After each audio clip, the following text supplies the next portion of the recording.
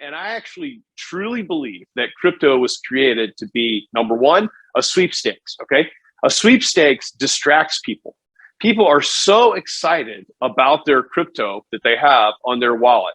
They can't think of anything else. I know guys that are checking this, checking, and they'll at the cigar lounge I go to, they'll tell me, you ever heard of this? This is a tenth of a penny. If it goes to $1, I'll be as rich as, I'm like, okay, well, good luck to you, right? I mean, this is a national obsession, and people are very, very distracted. Number two is it creates capital gains. Okay, some people are not claiming capital gains and they're avoiding taxes because it's chaotic. Frank in the mix as well. Talk about how investors should be thinking about the debate we're about to have in this country. Hey, Robert. Yeah, Carl, they are thinking about it. Studies show that markets generally don't rise or fall based only on the capital gains tax rate, but a tax hike, especially a doubling of that top rate that Biden's talking about, could result in a large amount of selling, at least in the short term. Now, his proposal, as Elon just mentioned, would be to raise the top gains rate from 23.8% to 43.4% if you include that Obamacare surtax.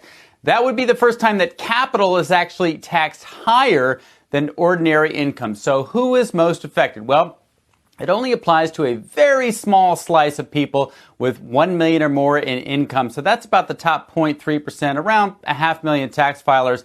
But that group gets more than half of their income from capital gains, and capital gains income can be very easily shifted. So the Tax Foundation says that on its own, this capital gains rate hike would actually reduce government revenue by about $123 billion over 10 years as investors sell before the hike, but then they hold on to those assets after the increase.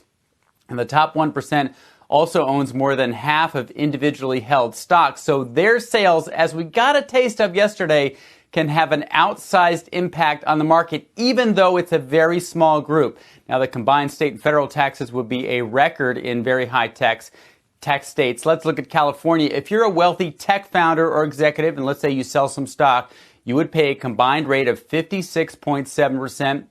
In New Jersey, that would be 54.1%.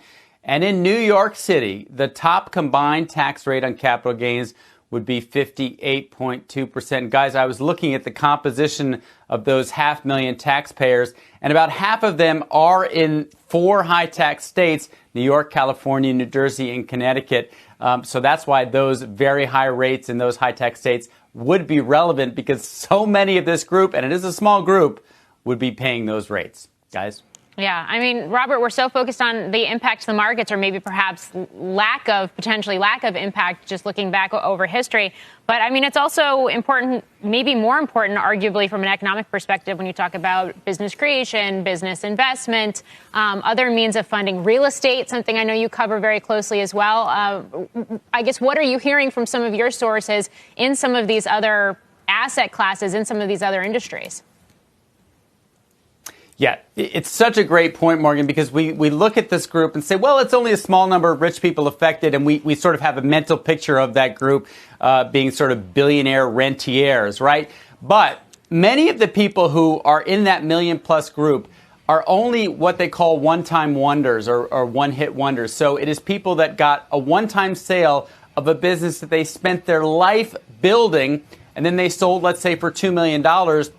They would now have to pay that capital gains rate. And so a lot of the people in that top group are not recurring high income earners. They're people that have built a business or built a property or owned a very expensive home that when they bought it in 1969 was not that expensive, but now it is, and now will pay the tax. So it's a pretty diverse group of people, and it would hit business creators, business founders, and people who own real estate in high income or high value areas. Wait, Robert, I just want to follow up, although I had a question for Elon as well. But if you're below $1 million in income in that year, let's say you were going to take a big capital gain, I don't quite understand. Is it current income, or is it included? In other words, if you were to have that capital gain, is that explain this to me?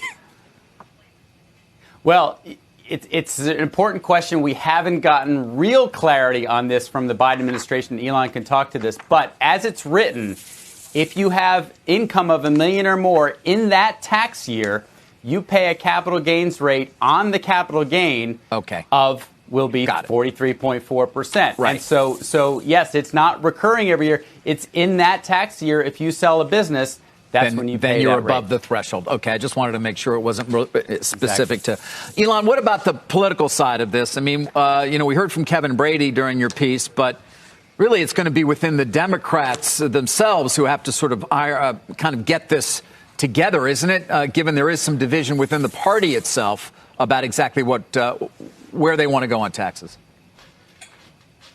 Yeah, and David, I think that your question really brings up a good point, which is a lot of the details here have to be ironed out.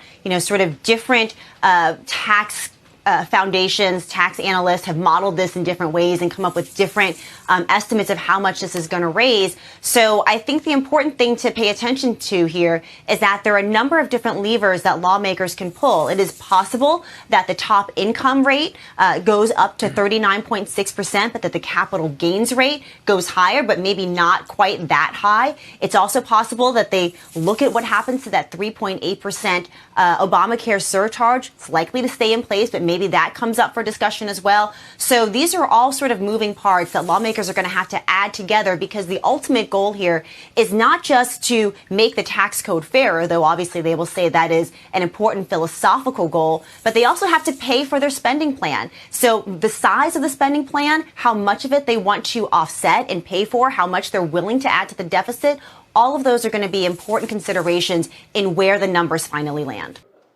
Shepard Smith here. Thanks for watching CNBC on YouTube. Some people are, but my point is people are trading these coins to each other. Remember Dogecoin? It went from nothing to 70 cents and then back to 15 cents or something.